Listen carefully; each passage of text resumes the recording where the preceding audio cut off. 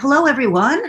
Welcome to a Friday Fireside Chat. I am super excited for this morning's discussion because I have been reading Robert Livingston's book, The Conversation. It's all full of dog ears and notes to myself. So my guest this week is Robert Livingston. He's a professor at the Harvard Business School, an authority on race, equity, inclusion, and a super nice person. So I'm really happy to have you here to talk about the book and to talk about what we can do. And I think it's interesting. I belong to a group called the Positive News Network, and they've been sort of flashing up like, hey, we've got a path to actually addressing some of these issues before us. So thank you for being here. Thank you for having me. So let's start off with kind of why you wrote the book the way you wrote it, because I think there's a really interesting backstory there about taking these issues and working through them systematically. Mm-hmm. Yeah, so there's a lot of answers to that question, and I'll make it succinct in the interest of time. I guess, I'll start from the beginning. I'll make it a longer story, but quick, which is back in the mid-90s, I was studying themes of oppression and racism and discrimination in 19th century Latin American literature. I was actually pursuing a PhD at UCLA in Romance literature and linguistics. I was doing Francophone African literature. I was doing Brazilian literature. As an undergraduate, I wrote a thesis on a comparative study of racism in Brazil and the United States. And this was all done using sort of literary analysis. And on one day during a hike in Joshua Tree, I met a student of social psychology, one of Jim Sedanius' students, the late Jim Sedanius, who just passed away. He was a professor at Harvard, but he was at UCLA at the time. And she said, you can study this in the real world with data. And I thought, really? She's like, yeah, and you can have an impact on organizations and individuals. And that piqued my interest. I audited a class of Jim Sedanius's, and that sort of led me in a completely different direction. I was ABD. I had completed a master's. I was working on my dissertation, and I decided to start all over in social psychology. So what attracted me to it in such a profound way to make me want to completely switch gears and start a new program was the power of data and the power of testing and the power of science to sort of tell us what is there and what is not. And there are a lot of things, and that's not to discount intuition. Intuition is also very powerful. But if you ask people, hey, if you get earrings and you discount them, you'll sell more. They'll say, yeah, that's true. But Bob Cialdini has shown if you have earrings and you increase the price, you sell more. So they can't both be true. And I think the power of testing is to take these things that we assume to be true and actually find out if they're true. So I wanted to apply that logic to sort of solving problems using data, using empirical investigation and inquiry to tell us what works and what doesn't work, because we all have lay assumptions about what will work or what will be true and what doesn't work. And so I've spent the last 20 years sort of accumulating a pool of knowledge around this particular topic, combined with my past literary studies, which is why you'll find there's so many anecdotes and parables and analogies and metaphors and things sprinkled throughout the book. So it's sort of a hybrid of my two lives, but I really rely on this process to kind of tell us where to go. I think it's great. And you're right. It does make sense to move your way through the book. So, the book, for those that haven't had a chance to read it yet, comes in sort of three major sections. One is called condition, like, do we understand what's going on in a factual way? Then we have concern, do you care about it? And then why you should care about it. And then correction, what are some things that we can do? But you kick the book off in a fascinating way with a guy, I guess it's a pseudonym, a guy called Ted. Maybe tell the story of Ted, because I could so relate to that. Yeah. So I'll tell the story of Ted, but I also want to speak to what you just laid out, which was the three sections, which is grounded in my press model. Because when I work with organizations, so often they want to jump straight to strategies and solutions. Right. Just tell me what to do, right? It's as if you walk into a doctor's office and you say, just prescribe me some pills. And the doctor's like, no, I have to diagnose you. Like, no, that's a waste of time. Just do something, give me some pills, right? I get that in strategy all the time. Just give you the answer. Exactly. Just give me the answer, even though I don't understand the problem, and I include a quote from Einstein saying if he has an hour to solve the world's most pressing problem, he'd spend 55 minutes thinking about the problem, and that would yield a solution in 5 minutes. And I think people want to do the opposite. They want to spend 5 minutes thinking about the problem and then 55 minutes doing something. So the condition, which is problem awareness and root cause analysis, because the acronym is PRESS: problem awareness, root cause analysis, empathy or concern, do you care, strategy, do you know what to do, and sacrifice, are you actually willing to do it? Because any strategy is worthless without implementation and commitment. So the condition is around, is there a problem? And many people in America don't think that racism is a real problem. And that's a problem, because then if you do something, they think the solution is the problem because they don't see the problem. The root cause analysis is understanding where it comes from. And then the concern is, do you care? Which I think is one of the most important but overlooked steps. And then we get to strategy. Do you know what to do? And then sacrifice. Are you willing to do it? So what's interesting about the TED situation, and the reason that I called the book The Conversation, is despite my obsession with data and empirical investigation, the heart of social psychology is really this idea that, people aren't just computers. Daniel Kahneman wrote a whole book, Thinking Fast and Slow, that sort of argues that we're not these rational computing devices that just take data and process it and make these logical, rational decisions. There's emotion, there's relationships, there are all these things that kind of shape, our conclusions and what we decide ultimately to do. And so, the reason I call it The Conversation is that, we aren't just computers that respond to data. We're people that respond to people, and relationships, I think, serve as a portal for facts to enter. And that's where Ted comes in. Ted ended up getting in my class by accident. He was a former fire chief from the Midwest who grew up in a town with absolutely no diversity. It was, I think, 99% white. And he ended up in my class by accident. He wanted to take a class on leading in the 21st century. And somehow he ended up in strategies for building and leveraging diversity. And he thought, oh boy, this is going to be the longest week of my life. What do I do? I think he talked to people and they said the other one's full and this one's full. So, and he's like, okay, being, polite Midwestern guy, he said, I'll go along with it. But he was not happy. And he underwent a transformation during the class, from the relationships that he made and built during the class to the information that he received. And now he is a full-time DE&I warrior. Like it's amazing. And so, he knows my family because where he lives is close to where one of my uncles lives. My uncle is actually a leader in the community around, civil rights and social justice. So they've built a relationship. And,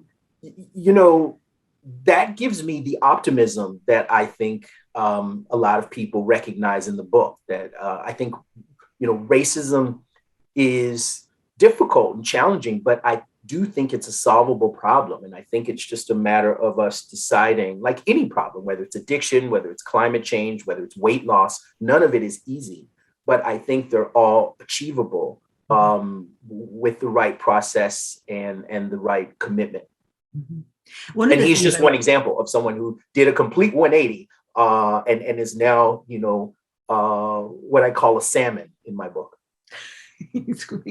Well, one of the things I like about the TED example is he pops up again later in the book, talking to largely white people, like in his community, and he poses the question to them, why do you have to commute so far? Why is it so expensive for you to live here that you can't live here? You have to live in some other town. He said, it's because a bunch of, white guys sat around in a closed meeting deciding how big lot sizes had to be and that every house had to have 4 pieces of brick because they were deliberately excluding people who didn't have means from being able to move there.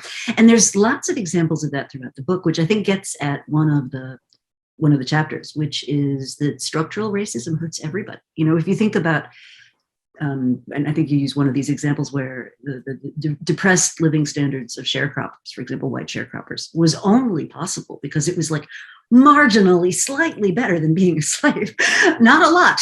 And so it kind of depressed everybody.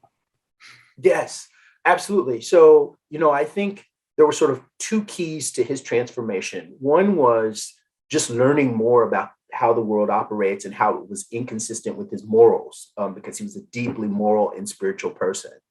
But I think the other was squarely rational, that he grew up as a poor white guy in the town and he saw how everyone around him struggled. And once he sort of understood more about the system, he's like, wait a minute, this is also negatively impacting me. And he's like spreading the word, like to all of the blue collar white guys who are struggling, that part of it is because they're upholding and supporting a system based on myths and illusions and assumptions that they have, that ultimately is keeping them oppressed in many ways, not unlike people of color. So I think when he came to that conclusion, it became, a passion for him to do something about it.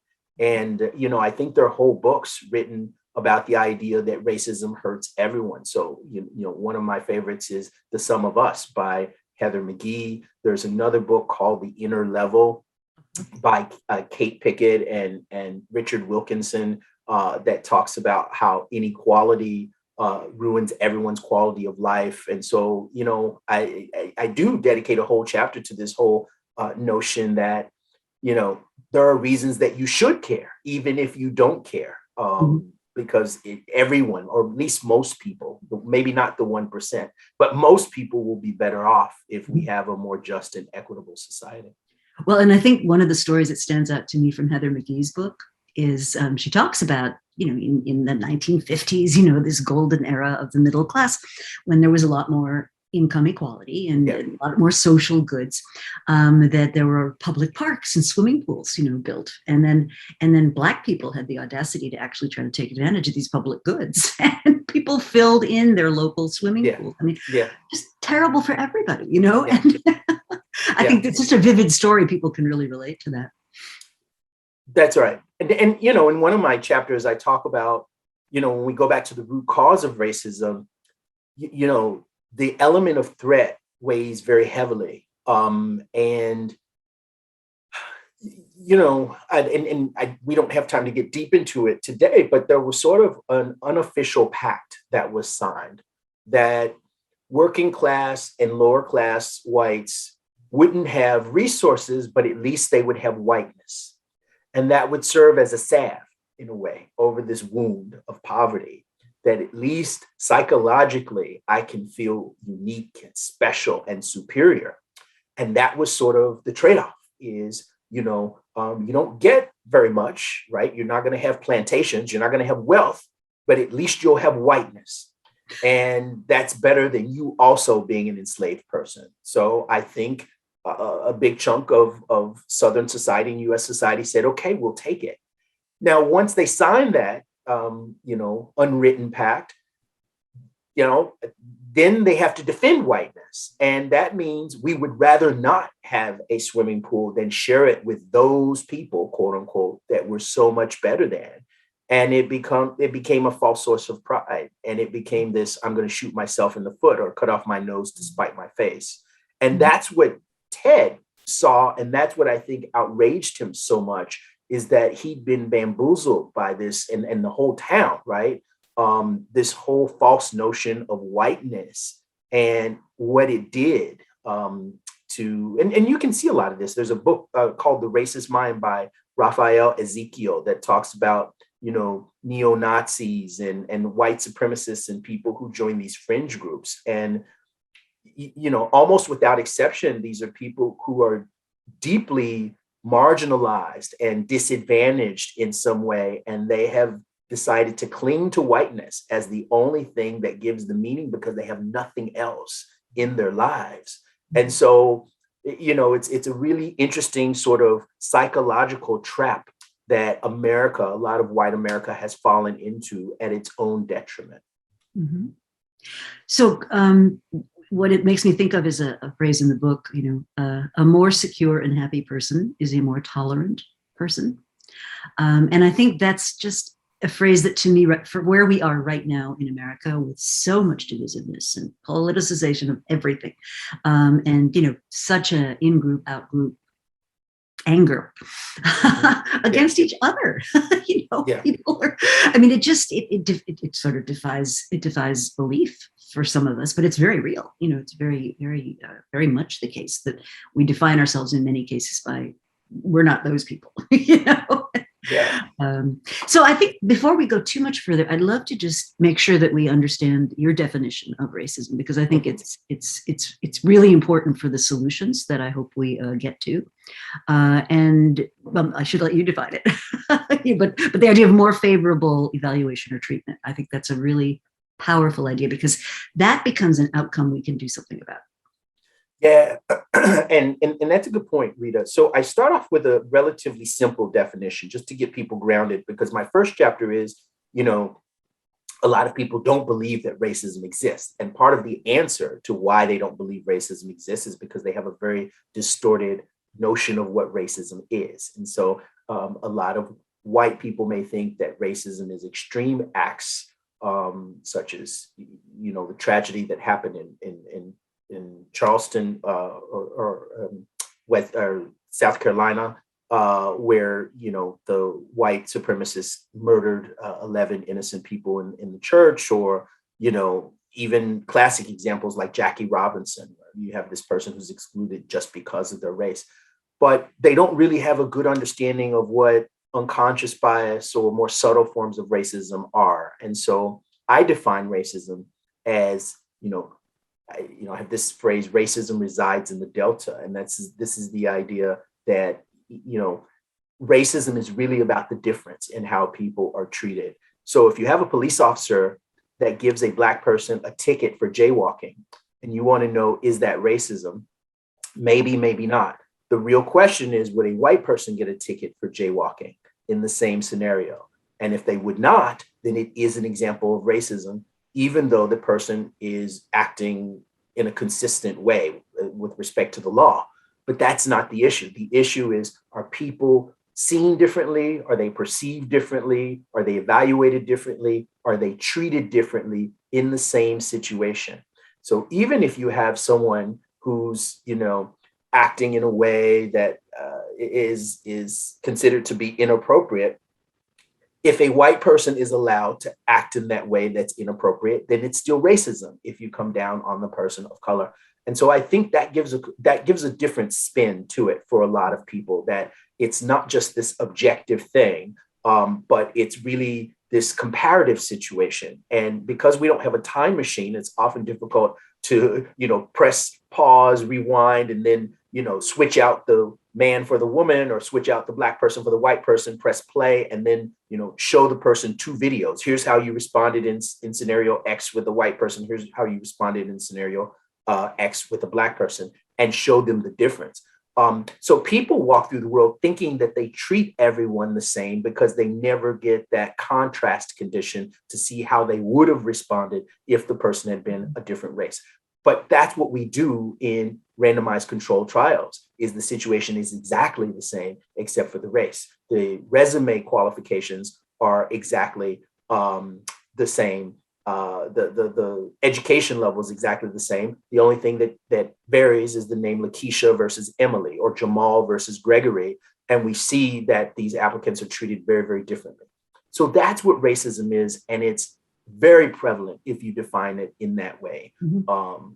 An officer once told me, I asked him, how many officers on your force do you think, based on your definition, are racially biased? And he said about 10%.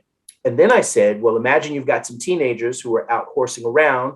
In one scenario, the teenagers are Black. In the other scenario, the teenagers are white. How many of your officers do you think would treat those scenarios differently? And he said about 90%. And I said, well, that's racism, right? The fact that so it was really interesting. He said, I never thought about it that way. I said, yes, if you have people who are systematically treating suspects differently based on their race, or have more patience with white teenagers than Black teenagers, then by my definition, that's what racism is. It doesn't have to involve hatred. It doesn't have to involve intent. It doesn't have to involve, membership in the Ku Klux Klan, or however it is you're defining it. It's just the practice of evaluating or treating people differently on the basis of race. And that's my simple definition. Then I start to talk about institutional power and laws and things and how we get this asymmetry in racism because of the system and because of the history of this country and so forth and so on. Yeah. What I found really valuable about that way of defining it is that you're really looking at the outcome of the behavior. And in the book, you point out that, you know, you can have a bias, like and I think you use the example of anti-Muslim bias in a cab driver, right? You can be a cab driver with an anti-Muslim bias, but if you don't act on that bias, if you still pick up the Muslim couple and take them where they want to go, you're acting in an anti-racist way. And I thought that was a very interesting distinction to make between intention and what the behavior actually is. Yeah, no, that's a great point, Rita. And I think it's a good point for two reasons. One is it draws a conceptual distinction because, you know, I start to get into the weeds a little bit in that chapter with respect to terminology, because in the social sciences, we make a difference between stereotyping, prejudice, and discrimination. And people often use those terms interchangeably, but stereotyping refers to a belief. You know, Blacks are athletic, Asians are good at math. Prejudice refers to a feeling or an attitude or emotions. I like Asians. I like African Americans. I don't like African Americans. I don't like Asians. So, you know, stereotyping is cognitive, we would say. Prejudice is emotional, but then discrimination is behavioral. So regardless of whether you like group A or not, the question is, how do you treat members of group A? And a lot of research has shown that stereotypes, prejudice, and discrimination are only moderately correlated, like around 0.3 or 0.4, which means that you can have a positive attitude toward a group, like I like X group, but still discriminate against them unintentionally. Or you can have a negative attitude against a group and treat them positively. And so the example of the cab driver that you brought up was an example of high prejudice, but low discrimination. In other words, if you're someone who has negative attitude toward a certain group, in this case, Muslims, I think in the example that I gave, you have a choice.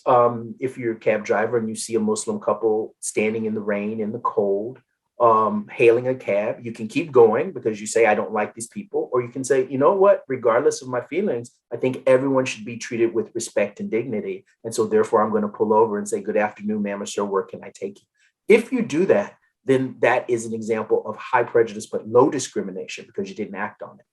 So here's the beauty of that. And the reason I think it's important, because it's not just a conceptual distinction, it's actually one of the keys to solving this whole issue of racism. And it's almost like cognitive behavioral therapy, the fake it till you make it. Because if you do that often enough and you have contact with Muslims and you talk to them during the cab ride about their children or about, life or work or upcoming, parties or whatever's going on in each other's lives, then it will slowly recondition those negative attitudes. So by adopting anti-racist behaviors, you can actually lower racist attitudes or prejudice through a process of repetitive exposure and reconditioning. And so one of the biggest remedies for unconscious bias is positive contact. And there's a lot of research that shows this. And, the example I often give to people is beer. The first time you take a sip of beer, no one likes it. It's an inherently bitter and aversive beverage, but you have all this motivation to keep drinking it. And so by the 500th sip, you say it's not so bad. And by the 1000th sip, you're like, this is really, really good. And our systems are sort of set up that way. Like you can't make yourself like beer by sheer force of will, but you can by drinking it enough and sort of acquiring a taste, if you will. And so it's a similar sort of process when you change visceral or unconscious attitudes, as you can actually recondition them by adopting behaviors. So when companies come and say, oh, can we do an unconscious bias training? Well, I say, well, first of all, you can't get rid of unconscious bias or implicit bias in 2 hours. But secondly, even if you could, that's not the important thing. What's really important is what you do. So I use discrimination as an escape hatch to say you don't even really need to focus as much attention on these attitudes that are deeply embedded, in your psyche. What you need to do is focus on creating intentional habits and behaviors that are anti-racist. because that nullifies the attitudes. At that point, who cares what the taxi driver thinks, as long as they're getting out of the rain and getting to where they need to go? Because as far as the couple's concerned, they just want to go from point A to point B. But it also has this additional benefit of reconditioning these attitudes over time. So you really get to kill two birds with one stone. Yeah, and I like in the book how you describe that there's like a little checklist you have, like if it's Thursday and whatever, here's what I'm going to do. I'm going to think of a Black person. I'm going to think a good person, and just like a thing that you can actually take action on as an individual. I love that. And one thing I don't want us to lose is this notion of you lay out the contact hypothesis. So when does contact actually produce a positive outcome? And I think that's important because I think for many of what I see in corporations a lot is, okay, we've got this diverse talent. They're in the room. That's awesome. And then we just carry on the same way we did before. And so this diverse person goes through about 8 months of feeling, less than included, less than heard, and then they go right back out the door, right? So I think this idea of positive contact requires equal status or fair status. Potential for friendship, I thought that was interesting. Institutional sanctions and common goals. And there you use the example of mixed race sports teams, which I think is very relatable. People can, oh yeah, I get that. Yeah, absolutely. And the military as well. So anytime you put people together in a situation where they have to cooperate rather than compete, and that's sort of the common goals, Rita, because research has shown, and I think there's a really fascinating study that shows that when you have sort of an interracial sports team that is an individual sport like tennis versus an interracial sports team that's a team sport like football or basketball, it can actually increase prejudice. So it's not just contact, right? Because people are vying for who's the top seed. So it's actually creating a certain level of antagonism among people of different races, rather than having them work together towards a common goal. Mm-hmm. And when you have, military platoons or team sports, and, I talk about this program in Chicago where you've got ex-offenders that are on a rowing team with police officers, and you've got people in the community. And of course you have mixed teams, because it wouldn't be good if you had all the police officers on one team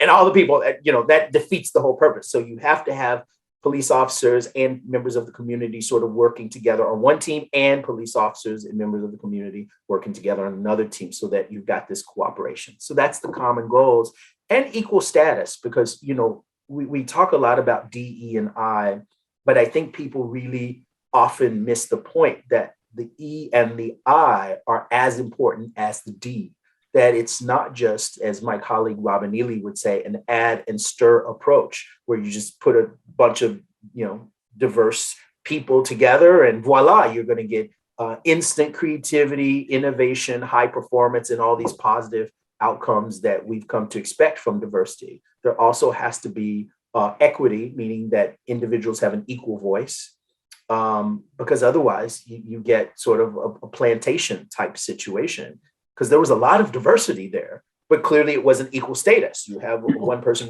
and so that doesn't work. Like, that is actually a recipe for greater racism, where you have unequal status or unequal voice or unequal representation at different levels within the organization, even though you have raw diversity. And I think there also has to be inclusion or belonging. And this is the official sanction that you talk about, which is this idea that we are happy that you're here. You belong here. We are creating a culture that rewards rather than punishes cooperative interaction.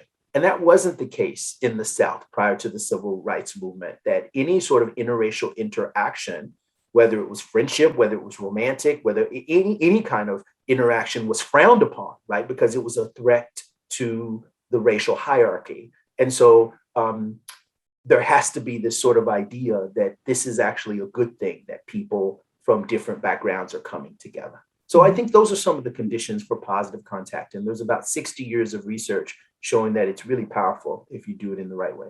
Absolutely. And, Kathy Phillips, my late colleague, whose work I'm sure you're familiar with, she did this great experiment. And one of the things I love about her work is, like, in real life, you never know whether the cause and the outcome what you never know what caused what, right? You can Mhm. have stupid, toxic, horrible behavior that nonetheless leads to a great outcome because you happen to be in the right place at the right time. And you can have thoughtful, professional, very, very well thought through behavior that you get bad luck and something bad happens. But she designed this lab experiment. And the bottom line of it, which I thought was fascinating, was the homogenous groups that did this creative problem solving task felt great about what they'd done. And yet their result was really not very good. The diverse groups were like, this is hard. I have to work hard. I don't know what that person was mean. What did they mean? Where were they coming from? And it seems to, I guess, neurologically, it triggers a part of your brain that actually is very useful for creative problem solving. And so they did better, but they felt worse. I just think that's such a fascinating result that, you have to be prepared to put in the work.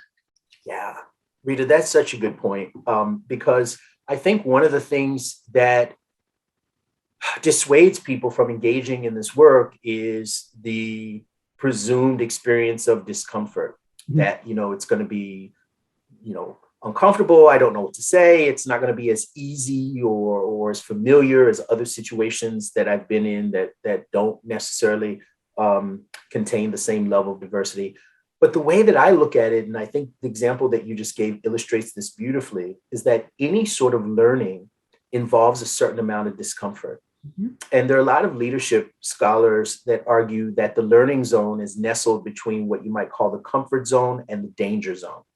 And if you think about it, if you have a child that's in the fourth grade or second grade and they're learning addition, 2 + 2 = 4, that's easy. But once they get to multiplication and division, they're going to feel frustrated at first. They're like, oh, this is uncomfortable. I wish we could go back to addition. But if you stay in that comfort zone, you're never going to grow. You're never going to expand your pool of knowledge, your experiences. You just won't grow as a person. And I think it's true for physical activities too. If you're a bodybuilder and your muscles never ache, it's because your workout is probably not challenging enough. Like, you have to push your muscles. Again, not to the danger zone, not so much that you rip your tendons. You want to stay away from that. But I think any sort of growth requires a certain amount of discomfort. And I think that's one of the conclusions that can be drawn from that, is that even though people walked away thinking, oh, that was great, and that was so easy. Yeah, but you didn't actually achieve optimal outcomes, versus people who are like, wow, that was really hard, but you look at the result and it's like amazing.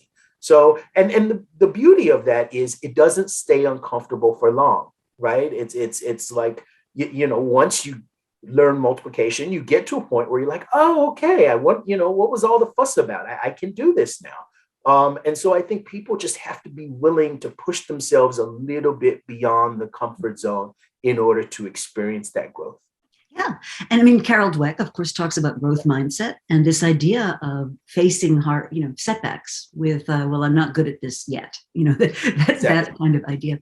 So I wanted to make sure we didn't leave out the difference between equity and equality that you talk about. And I think we get very muddled about this, right? Like, how could I possibly be racist? I treat everybody the same, and I think it's a very important distinction. Yeah. I think it is. So I'll tell a quick story about when I was 7 years old and I went to the track meet of my cousin, Terry, who was a runner. He was in high school at the time because he's like 8 years older than I am. And I remember being outraged in the bleachers. I was there with my parents and I was there with his parents, my aunt and uncle, and his brothers and sisters, my cousin. And I said, look, they're cheating. They've given everyone a head start over Terry because it was an oval track. And he was on the inside lane. And to my eyes, it looked like everyone else on the outside lanes had a head start. And what I wanted was an equal start. I wanted the officials to bring them all back, have them start in the same, sort of physical location, this linear sort of start line. What was this whole staggered start thing?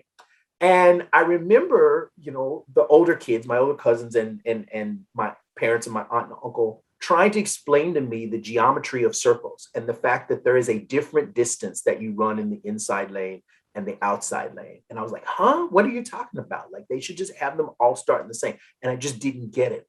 And I think so many people see the world the way that I saw that oval racetrack as a 7-year-old. They really think it's a straightaway.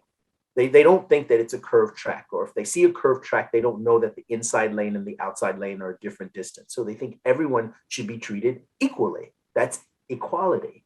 But equity is treating people differently in a way that makes sense. That's the staggered start. And people often see that, as I did as a young child, as unfair advantage, unearned advantage, putting less qualified runners, ahead so that they have a head start because they're just not qualified to run in a fair race. And you make all of these assumptions, right, which are completely the opposite of what's happening.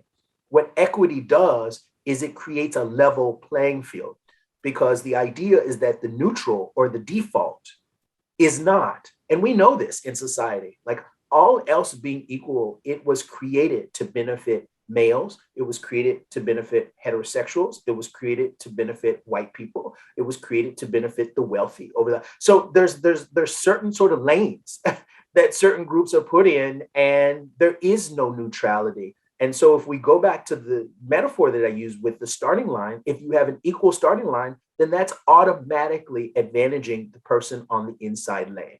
I thought that was neutrality, this equal starting line, but that's only because I didn't understand the geometry of circles.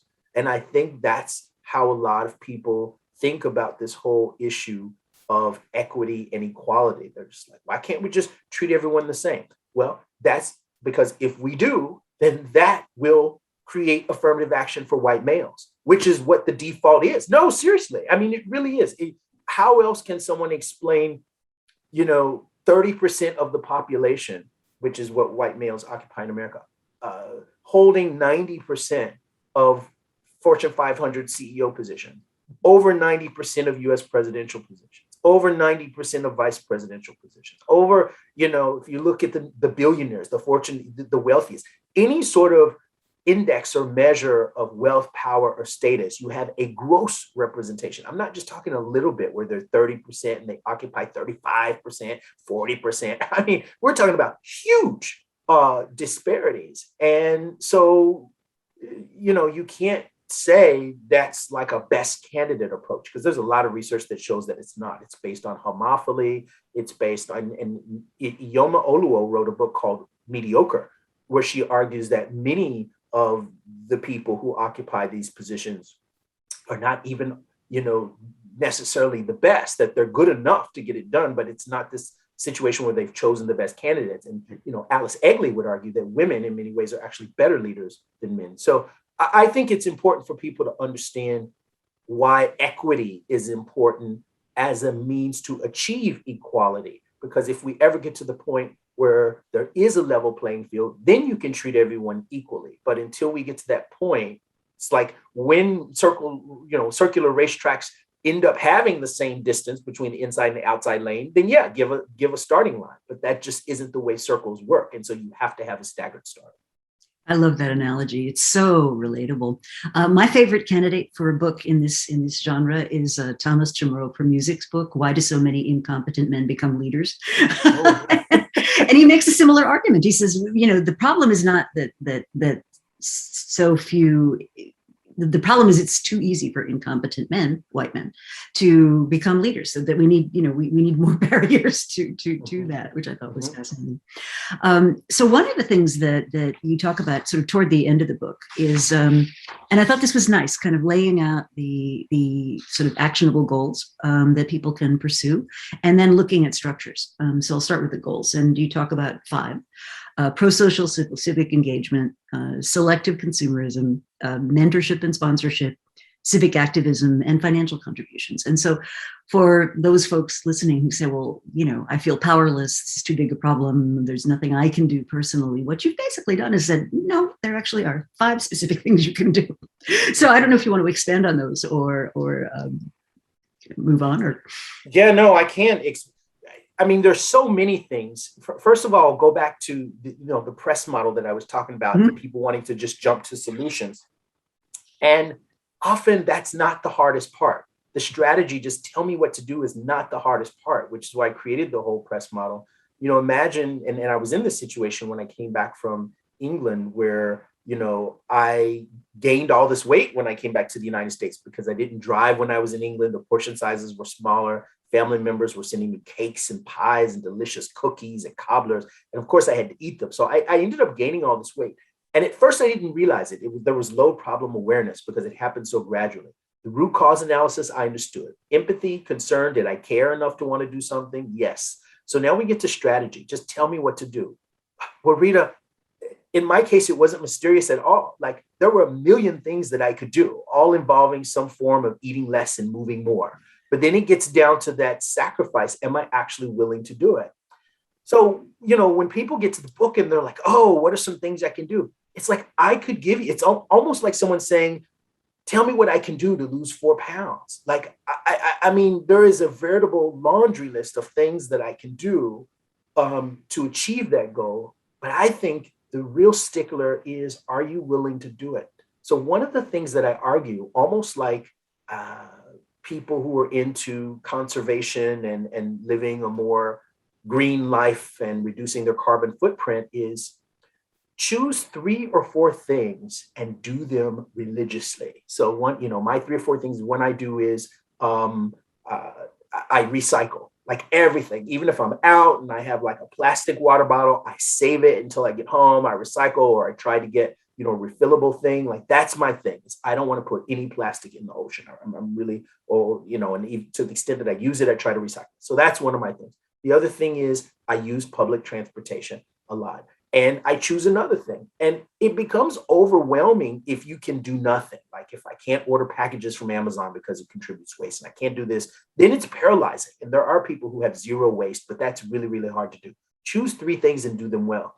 What I argue too for leaders and individuals is that your job is not to boil the ocean. So I have a sort of passage that says, your job is not to boil the ocean, it's to boil the pot or kettle that's on your stove. The bigger, the better. And I tell leaders, you can't change the world, but you can change your world. And you actually have control over a pretty big world. A lot of companies have, upwards of 50, 100,000 people. That's not 7 billion, but that's not insignificant either. And you can shape the lives of 50 or 100,000 people by creating policies and practices that are more equitable. And I think if everyone becomes a pot boiler, we all boil water and we dump it into the ocean, then the temperature will rise and we can't boil the ocean that way. So for me, it's a way of empowering people to say, what are a handful of things that you can do that you have control over? And I suggest a lot of those in the book, Rita, that, people can look at and decide, what am I capable of doing? What fits my life? And do those things and realize that you have control over your household. You have control over how you educate and raise your kids. You have control over whether you go to school board meetings to say we should have a more honest and accurate portrayal of US history. There are lots of things that you can do. But again, I just want to, emphasize this again. It's based on what you're willing to do and how much you care. Because it's almost like the person who says, I really want to get in shape, and you give them a gym membership and they never use it, right? I mean, so that's so it's often I get frustrated sometimes where people think the solutions or the strategies are the end all be all, where it's like, oh, okay, tell me what to do, and once I know it, the problem's solved. And I think no, that's just the beginning. So I think that's important to have those strategies. And I know people are hungry for those. But what I want to do is really create in people the commitment to this change. And then, the strategies will come. Like that's the easy part. Yeah. And I think a lot of people approach this like a checkbox exercise, right? Exactly. It's okay. I did these 12 things. I'm good. And they don't, they don't have the commitment to do the work, which is hard. I mean, on an everyday level, years ago, I was trying to bring more diverse faculty into my programs, Anyway, it's hard. They're not the people that I normally have in my network. I had to actually make an effort. And guess what? It turned out to be great. Yeah. But it wasn't easy. Exactly. Exactly. And I think that's interesting. So I want to spend just a minute on structures, and then I'd love us to reflect a little bit about whether this is a particularly great time to be having this conversation because, Mhm. we're seeing so much going on in the workplace, Mhm. so many people, reevaluating what they are. And we'll speculate a bit. But first, I just want to make sure we touch on structures because, these are active conversations we're having right now. And if people are looking at where they could make a difference, voting rights, economic inequality, public education. I ran across this fascinating study, bit of history the other day about Brown versus Board of Education. Mhm. And, my the story I got told about Brown versus Board of Education was these courageous young girls, won this case. It went all the way to the Supreme Court. The National Guard walked them into the school and poof, it was solved, right?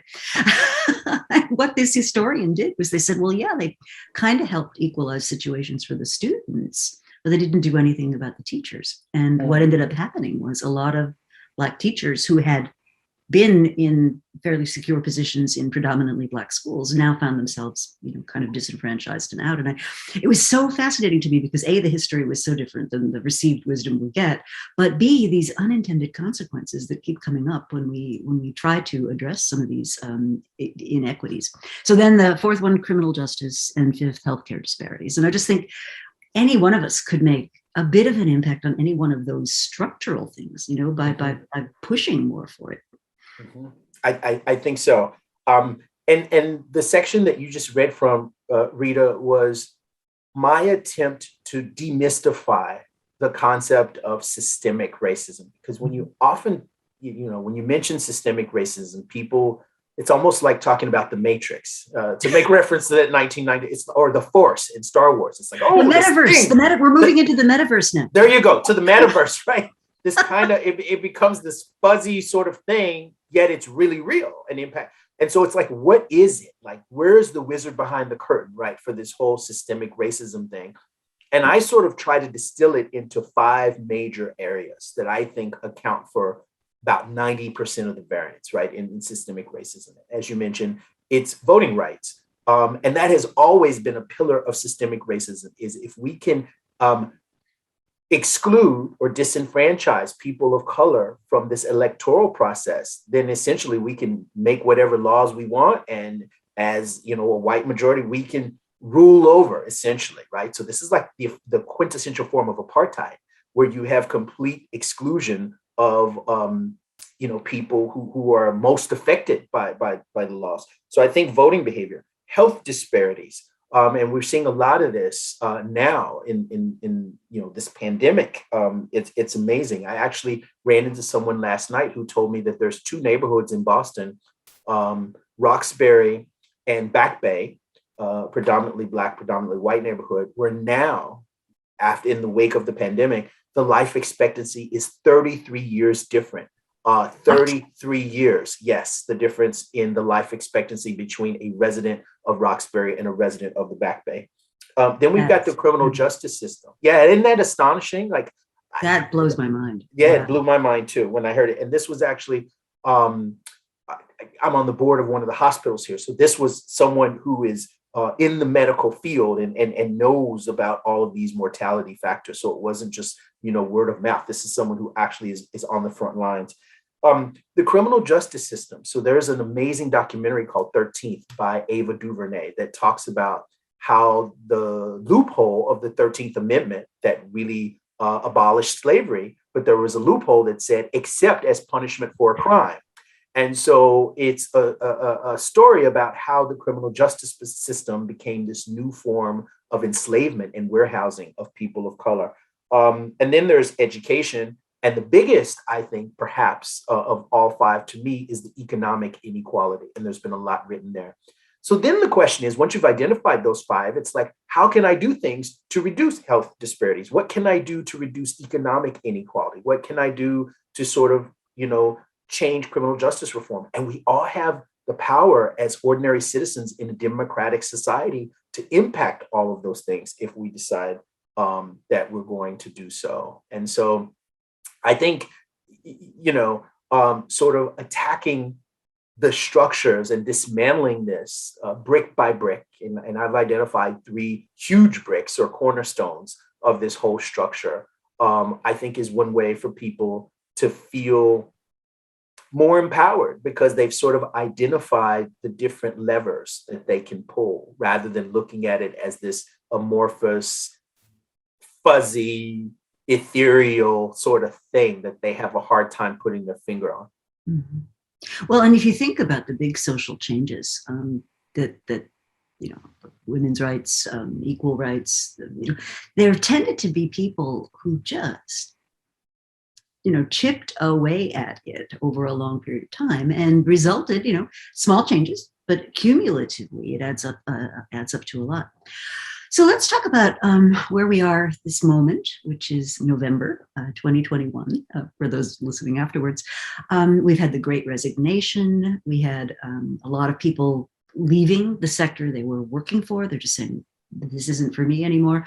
We've had a lot more awareness, I think, about issues of race and equity. And certainly it's on people's agendas for now. Mm-hmm. How do you think this flows into the next, 6 months, a year? Do you see optimistic signs for real change? I do, for two reasons. And I think the first reason, and since you're at business school, and many of your listeners are business school people, I'll use the analogy of the stock market, because if you look at any window of time that is relatively brief, so 5 years, 10 years, sometimes 15 years, you see a lot of fluctuation in the stock market. You can see bear markets and bull markets, and you can be in a year and say, oh my gosh, we're way behind this year where we were even 5 years ago or 6 years ago. But if you look at the market over longer periods of time, say 50 years or 100 years, there's always in the entire market, maybe not individual stocks, but in the entire market, there's always an upward trend. And I think that's one way that I like to think about progress in racial equity that gives me hope, is that even though, according to many people, we've taken a few steps back in recent years where we were, I just kind of see it as a bear market. And I think a bear market that's going to give rise to a bull market that'll be even higher than the bull market was 10 or 20 years ago. And I really take the long-term approach to dealing with this. And, so saying that, what I think this has done is set us up for the next bull market. Because I think any sort of complacency or illusion that people had that we were post-racial, which many people thought during the era of Obama, I think that has been, shattered. That illusion has been shattered. And I think people are taking, and when I say people, I mean, people from all backgrounds and walks of life. I see this as being a consolidated effort on the part of many, many people in society to create the kind of world they think we all deserve to live in. And they say, it's darkest just before dawn. And I think we've seen that dark moment. And I think we're seeing the sun emerge. Now, having said that, it's not all rainbows and kumbaya. I think there's a lot of work that needs to be done. And I think a lot of companies are rightfully seizing the momentum and the sort of spirit that's been created in these moments to change their policies in really important and impactful ways. So I talk about this in the book, and I talk about 3 examples of companies that I think have made real change. And I talk about Massport here in Boston that's really baked diversity into their proposal model so that anybody who builds on their land, and this is large scale, billion-dollar hotels, this is convention centers, this is the airport they own, that they have to demonstrate not just lip service, but they have to demonstrate in the proposal how diversity has been factored into the project. And there is as much weight on diversity as there is the finance. So they have 4 components, whether you have the money, whether you have the team, whether you have the right design, and whether you have diversity. And they're all weighted 25%. So it's not that your finances are 50% and diversity is 5%. It's just as important as whether you have the money. And what that did was change how the contractors were doing business. Because before, they could just rely on the old boys network. And in fact, they did. And one of them that I interviewed, because I wrote a case about this at Harvard, said, Robert, it's not because we're racist, it's because we're busy. But when they changed the policy, it made us, have to look for women architects, for people of color who were structural engineers. And it really, really changed the game. So I'm seeing more and more examples like that, in addition to the corporate activism that we're seeing with the changing of the Washington Redskins football team, where companies are willing to get involved in the political process, with MLB protecting voter rights in Georgia by pulling the All-Star game. I think the moment we see more and more of this, and it becomes more and more standard and routinized, that companies are willing to be the arbiters of justice, in a way that people say, well, it's not your business. In a way, it is your business, because as a company, you are part of society. Your employees are part of society. So that gives me hope, Rita. We've got a lot of work to do, but I see it going in the right direction. That's really inspiring. And I love the idea that, companies are given a license to operate by the societies they operate in. And if you don't contribute to the health of that society, then I don't think you'll have a license to operate forever. So the book, The Conversation by Robert Livingston, I have it right here. How do people get smart? Where do they go to learn more? What would you leave them with? So one of the reasons that I wrote the book and I called it The Conversation is I think people need to learn from each other. Because as I mentioned at the very beginning of the session, social relationships provide a portal for facts to enter. And I'll leave us with just two really interesting studies. And one's a study and one's an observation. There was a study that was done in the wake of World War II where they tried to get the women volunteers at the Red Cross to serve more organ meat, heart, livers, kidneys, things that originally, people weren't serving, in parts that were getting thrown away. But because of money shortages, food shortages, and so forth, they wanted to incent people to serve them. Also, because they're nutritious. So in one condition, they gave people really good reasons why they should start serving organ meat. And in the second condition, they gave them those same reasons, but then they also gave them 30 minutes to talk about it. And what they found was that in the information-only condition, the compliance rate increased from 0% to 3%. So some started serving organ meat. But in the condition where they got to talk about it, it increased from 0% to 36%. And there's something magical about sort of people having the opportunity. And in the book, I talk about how to have a productive conversation, because I think there's a process.